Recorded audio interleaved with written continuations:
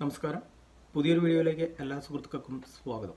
ഇന്ന് നമ്മൾ പരിചയപ്പെടുത്തുന്നത് വളരെ ഇമ്പോർട്ടൻ്റ് ആയിട്ടുള്ള ഒരു വീഡിയോ ആണ്. നിങ്ങൾ ഉപയോഗിക്കുന്ന ഫോണുകളിൽ പവർ ബട്ടൺ പല സാഹചര്യങ്ങളിലും വർക്കാകത്തില്ല.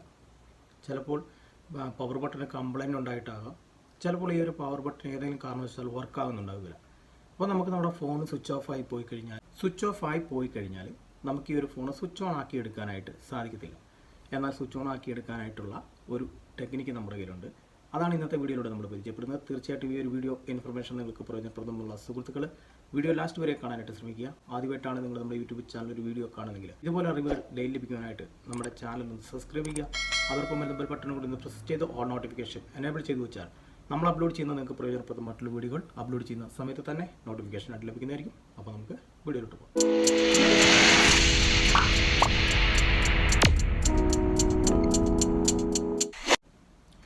അതിനായിട്ട് ആദ്യം തന്നെ നിങ്ങളുടെ ചാർജർ കയ്യിലെടുക്കുക. ഞാനിപ്പോൾ ഫോൺ ഓണാണ്. ജസ്റ്റ് ഒന്ന് സ്വിച്ച് ഓഫ് ചെയ്യുകയാണ്.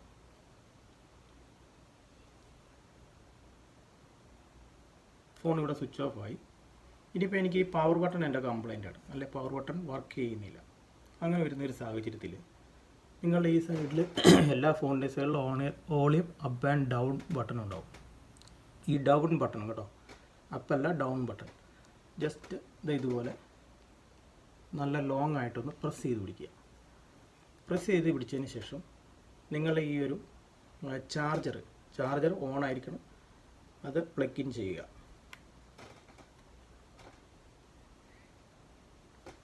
ഈ നിങ്ങളുടെ ഏതാണോ ബ്രാൻഡ്, ആ ബ്രാൻഡ് നെയിം കാണിക്കുമ്പോൾ നിങ്ങൾക്ക് പ്ലഗ് ഊരാം, കുഴപ്പമില്ല. അതിനുശേഷം നിങ്ങളിങ്ങനെ വെയിറ്റ് ചെയ്യുക.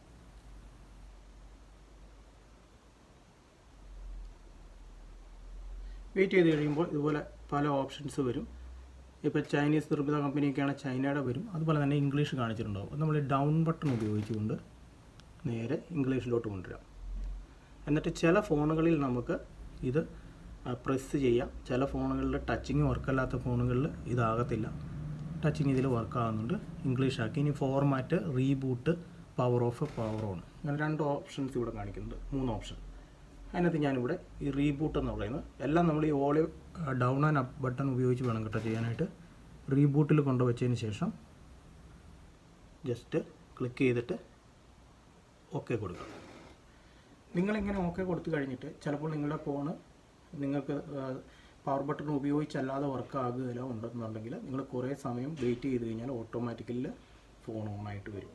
ഇവിടെ നിങ്ങൾക്ക് കാണാം ഇത് ഓണായി വരും. ഇപ്പോൾ ഞാൻ പവർ ബട്ടൺ യൂസ് ചെയ്തിട്ടില്ല. യൂസ് ചെയ്യാതെ തന്നെ ഈ ഒരു ഫോണ് റീബൂട്ടായി വരും.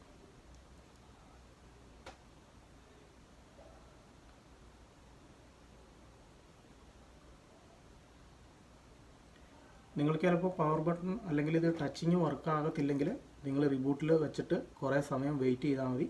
ഒരു 3 മിനിറ്റോളം വെയിറ്റ് ചെയ്യുക. ഒന്നും ചെയ്യരുത്. അതിൽ ഫോണിൽ ചാർജ് കുത്തുകയോ അങ്ങനെയുള്ള കാര്യങ്ങളൊന്നും ചെയ്യരുത്.